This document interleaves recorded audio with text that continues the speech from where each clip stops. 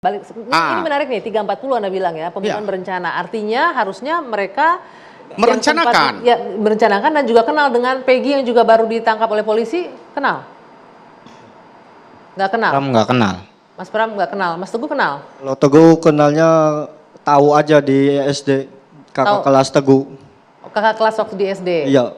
Pernah berkomunikasi? Nggak ada. Nongkrong bareng? Nggak ada. Malam itu bermain bersama? Nggak ada. Atau seminggu sebelumnya? Nggak ada. Merencanakan? Cuman taunya waktu itu di SD aja udah. Taunya di SD iya. aja? Dan teman Anda yang di penjara 5 orang, kenal dengan Peggy juga nggak? Anda kan teman dekat nih semuanya. Tahu nggak kalau mereka kenal dengan Peggy? Ya nggak tahu. Nggak tahu. Tapi pernah main bersama, circle-nya sama nggak? Atau lingkupnya sama? Nggak tahu juga. Jadi ini yang Anda bilang kejanggalan, ya, kejanggalan. Tidak terpenuhi. Kemudian yang berikutnya kejanggalan yang kami rasa ya dari sisi penasihat hukum, karena kami kan baru seminggu ini nih ya kami menerima kuasa. Jadi kami coba mempelajari, memperdalam, kami melihat ada keanehan lain, kan gitu kan. Keanehan lain adalah di dakwaan itu mereka didakwa 11 orang bersama-sama. 8 sudah dihukum, yang tadi 7 seumur hidup, 1 8 tahun, 3 DPO. Nah, DPO yang namanya Peggy Setiawan tadi berhasil ditangkap. Lalu Polda Jabar menghapuskan 2 DPO yang lain. Nah, atas nama Andi dan siapa namanya? Satu lagi? Dani. Dani ya, Dani. Yang di dalam surat dakwaan Dani dan Andi ini punya peran yang cukup signifikan. Ya.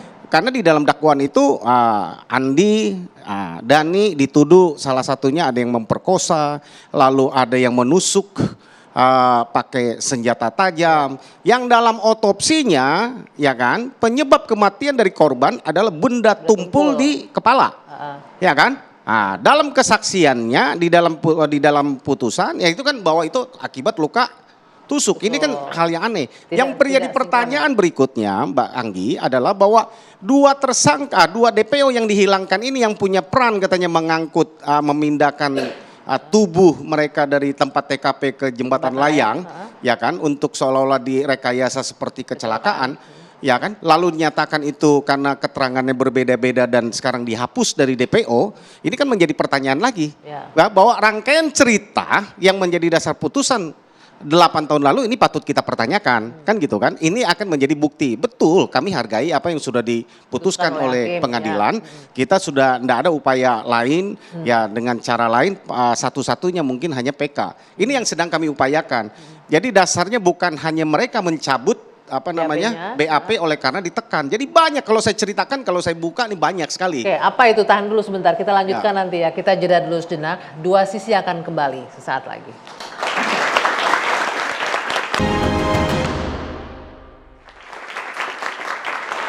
Anda kembali di 2 sisi, saya langsung waktu kita singkat Bang Jutek. Ini sudah jelas kita tidak bisa mengoreksi putusan hakim ya, seperti yang Pak Ari sampaikan tadi. Satu-satunya cara adalah dengan mengajukan PK. Apa kemudian dipersiapkan untuk novum misalnya, bukti baru yang bisa diangkat ke PK?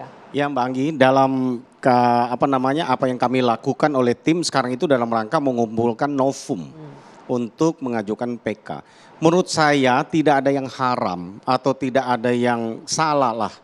Kalau kita melihat ada sesuatu di masa lampau penerapannya kurang tepat, lalu kita berusaha untuk memperbaiki dengan koridor yang diizinkan oleh undang-undang. Kan gitu kan, saya pikir bukan tujuan kami juga di sini untuk menyalahkan siapa-siapa, tapi kita dalam rangka untuk mencari keadilan. Kan sangat ironis kalau betul yang terjadi apa yang kita dengar, kenyataannya sekarang ada 7 terpidana yang masih mendekam di penjara seumur hidup. Apa ini kita mau biarkan? Ini kan menjadi pertanyaan. Kalau memang betul, saya pikir belum terlambat lah kita lakukan.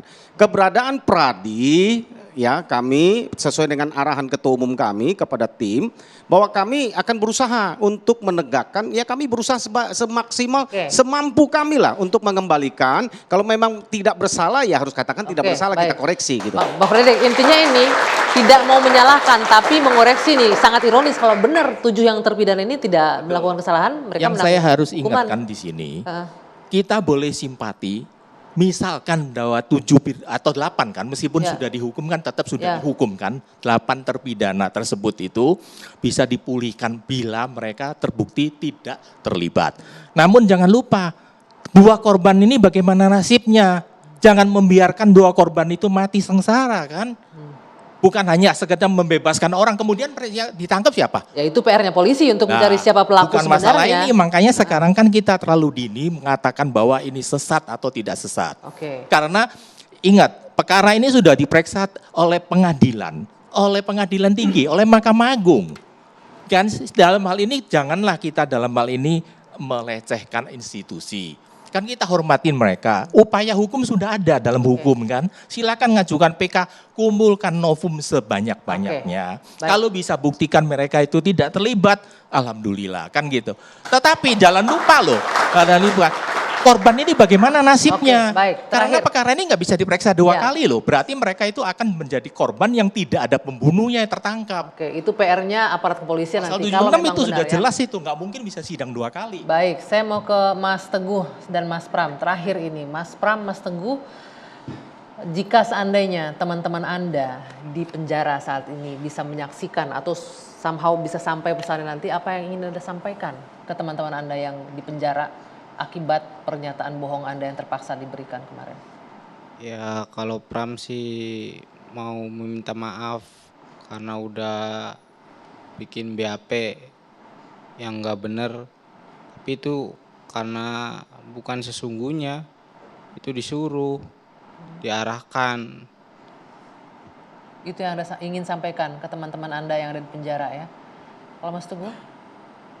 Ya minta maaf udah ngasih BAP palsu, aslinya kan mau yang sebenarnya BAP itu.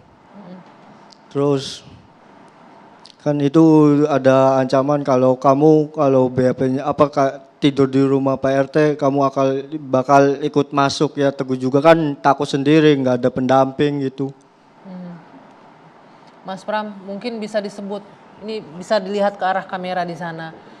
Masih ingat nama teman-teman Anda, Mas Pram? Kalau ingin menyampaikan sesuatu ke teman-teman Anda, kami persilahkan. Ada yang ingin disampaikan? Ya buat Eko, Eka, Hadi, Jaya Supri,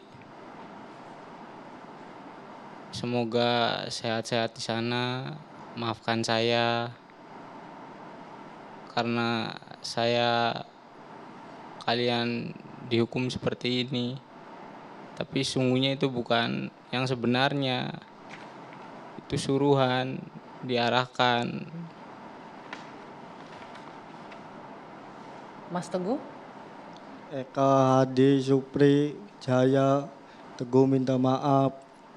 Udah bersalah sama kalian membuat BAP yang seakan-akan itu disuruh. Rasa kecewa Teguh ini.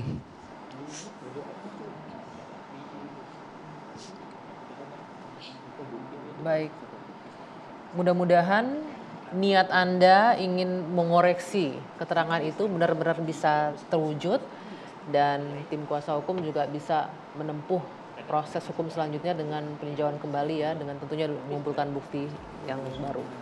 Baik, Mas Teguh, terima kasih sekali untuk waktunya. Mas Pram, terima kasih untuk waktunya. Mudah-mudahan apa yang Anda lakukan bisa membuahkan hasil untuk teman-teman Anda yang saat ini menjalani hukuman seumur hidup. Baik, Bapak-Bapak terima kasih untuk waktunya. Pak Ruli, Pak Jutek, Kak Fredrik terima kasih. Pak Ari terima kasih untuk waktunya. Dua Sisi malam hari ini saya akhiri. Kita jumpa lagi pekan depan. Saya Dwi Anggia undur diri. Selamat malam. Sampai jumpa.